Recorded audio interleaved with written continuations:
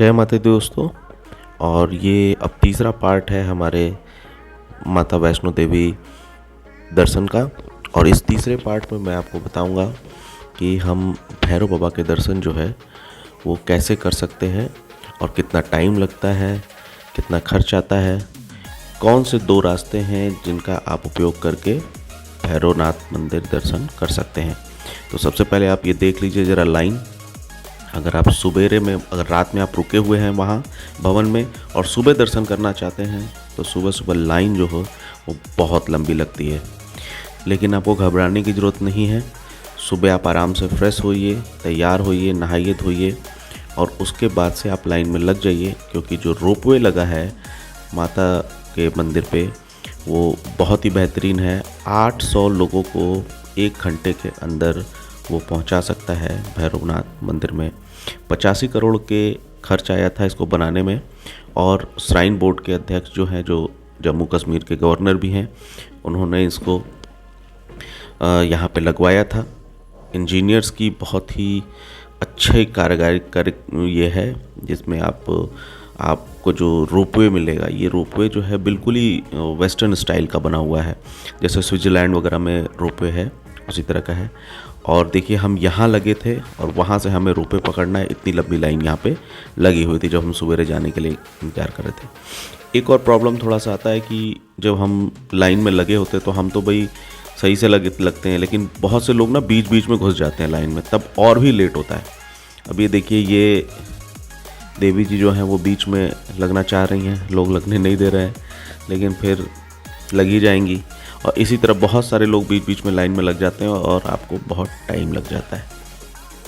फिर ये जगह बनी हुई है जहाँ पे बाइफर्केशन किया गया है। आप धीरे धीरे लाइन में लगते हुए आगे बढ़ेंगे। ये वो जगह है जहाँ से आप यहाँ पे अंदर जाते हैं और यहाँ पे रिकॉर्डिंग नहीं करने दी जाती।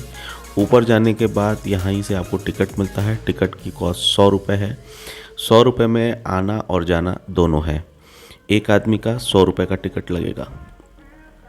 यहाँ पे आप जो लाठी इस्तेमाल करते हैं चढ़ाई के लिए, वो लाठी यहीं पे जमा हो जाती है। आप लेके नहीं जा पाएंगे, सिर्फ आप अपना बैग ले जा पाएंगे, वो भी 2 जगह कम से कम चेक होता है।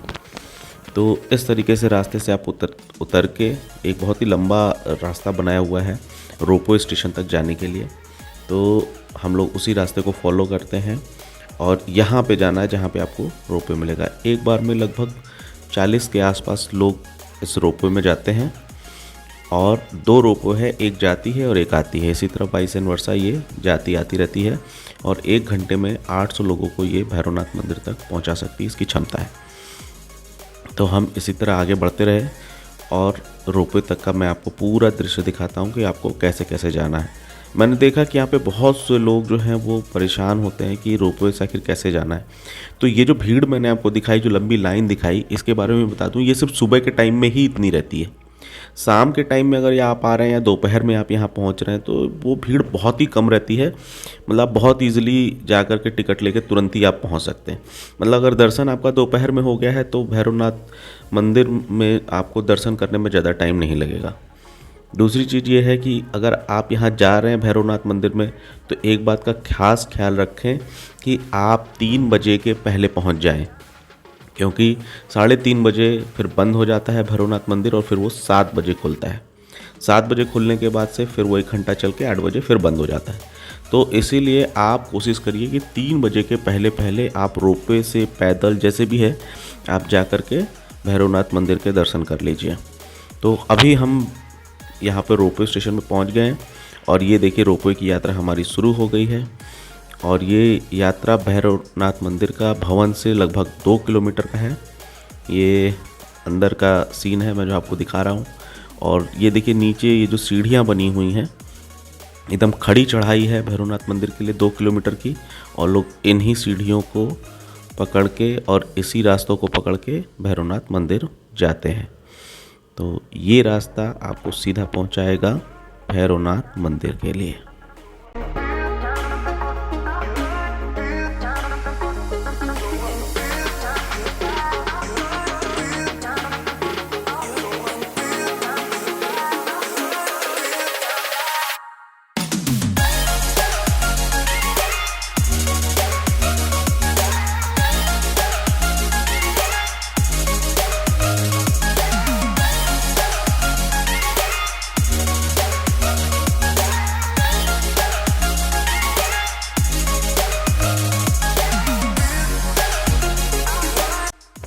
अभी हम पहुंच गए हैं रोपवे स्टेशन, जो कि भैरवनाथ मंदिर में खुलता है। तो ये हम यहाँ से पैदल चल के आपको दिखाते हैं। पीछे आपका रोपवे स्टेशन छूट जाएगा और यहाँ से एग्ज़िट गेट है। एक बात का ख़ास ख्याल रखें कि बंदरों से बहुत सावधान रखें। अपने खाने पीने की चीज़ें बिल्कुल छुपा के रखें, वरना ये बंदर छीन लेंगे। और बहुत ही स्मार्ट बंदर है, मैं आपको बता दूं। हाँ, जब तक आप इन्हें नहीं छेड़ेंगे ये भी आपको नहीं छेड़ेंगे।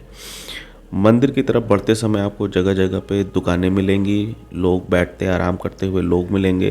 बहुत ही अच्छी सुविधा है, पानी, बैठने की, हर चीज़ की बहुत ही अच्छी सुविधा है। बहुत आराम से आप ऊपर पहुंच जाएंगे, बहुत ज़्यादा दूर नहीं है। बिल्कुल आप मंदिर के पहले ही आपको भेंट शॉप मिल जाएगी। भेंट शॉप के बारे में मैंने आपको बताया है कि माता वैष्णो देवी श्राइन बोर्ड का ये भेंट शॉप है, जिसे हम प्रसाद काउंटर भी कहते हैं। और यहीं बगल में प्रसाद काउंटर था, मैंने यहीं से लाइन लगा करके ये प्रसाद ख़रीदा था। प्रसाद 2 रेट का है, आप जो जो चीज़ें लेने चाहते हैं उसका अलग अलग प्राइस है। मैंने जो पर्ची कटाई थी वो 40 रुपए की थी, और उसमें ये भैया ने मुझे इस तरीके से प्रसाद दिया। और इसमें हाथ में बांधने के लिए और कुछ काला एक वो होता है, धागा होता है, जिसको आप अपने घर, दुकान, गाड़ी किसी में जो है बाबा को चढ़ाने के बाद बांध सकते हैं। और ये वो भेंट शॉप है जहाँ से आपको प्रसाद खरीदना है। मैंने पहले भी कहा था और अभी भी कहूँगा कि आप भेंट शॉप से ही प्रसाद खरीदें, जो कि माता वैष्णो देवी श्राइन बोर्ड का है। और ये वो प्रसाद है जो मैंने ख़रीदा था। इसके बाद हम लोग आगे बढ़ चले। थोड़ी ही दूर आगे जाने के बाद से आपको रोपवे काउंटर मिल जाएगा, जहाँ से आपको वापस जाना है। भोजनालय है जो माता वैष्णो देवी श्राइन बोर्ड का ही है, मैंने आपको पिछले उसमें दिखा चुका है। फिर हम लाइन में लग जाते हैं बाबा के दर्शन के लिए। और यहाँ पे काफ़ी भीड़ रहती है, बहुत से लोग रहते हैं, क्योंकि नीचे से सभी लोग आते हैं और थोड़ी छोटी जगह पड़ जाती है, क्योंकि बहुत से लोग यहाँ लगभग हर दिन 35,000 लोग दर्शन करते हैं माता वैष्णो देवी के। तो इस तरीके से है। देखिए ये लेफ्ट हैंड साइड बहुत ही खूबसूरत आपको देखने को सीनरी मिलेगी पहाड़ों की, वो मैं आपको बाद में दिखाऊंगा, अभी आप इस तरीके से देख लीजिए। और उसके बाद हम लोग जो है भैरवनाथ मंदिर में फिर लाइन लगानी होगी। लाइन लगाने के बाद आप पहुंचेंगे भैरवनाथ मंदिर में। इन सीढ़ियों के अलावा आपको रिकॉर्डिंग करने को नहीं मिलेगा, तो आप ये दर्शन कर लीजिए भैरवनाथ जी के। और उसके बाद मैं पहुंच गया उस जगह पे जहाँ से बहुत ही खूबसूरत दृश्य देखने को मिलता है और मन ही नहीं करता है कि आप यहाँ से हटिए। तो इन नज़ारों का मज़ा आप बिल्कुल ले सकते हैं, बहुत ही खूबसूरत लगता है। और बाबा भैरवनाथ के दर्शन करते समय आपको 2 बातों का ध्यान रखना है। अगर आप पैदल आ रहे हैं 3 बजे से पहले पहुँचिए। अगर आप सुबह के टाइम में निकले हैं, रोपवे से आ रहे हैं, तो भी 3 बजे से पहले पहुँचिए, क्योंकि 3:30 बजे के बाद ये बंद हो जाता है। और ये देखिए मैं यहाँ अपनी सेल्फ़ी लेते हुए। लेकिन एक बात का और आपको ध्यान रखना है कि अपना सामान बहुत बंदरों से बचा के रखें। यहाँ बंदर बहुत बदमाश है। ये बाबा भैरवनाथ का मंदिर मैं आपको दिखा दूँ। यहाँ पहुँचने के बाद बहुत अच्छा लगता है और मैं उम्मीद करता हूँ कि आपको यात्रा का पूरा यहाँ पे मैंने आपको डिटेल्स दे दिए हैं। और माता वैष्णो देवी ऐप के बारे में मैं आपको बता दिया है। तो ये संपूर्ण यात्रा डिटेल थी माता वैष्णो देवी की। उम्मीद करता हूँ आपको पसंद आया होगा।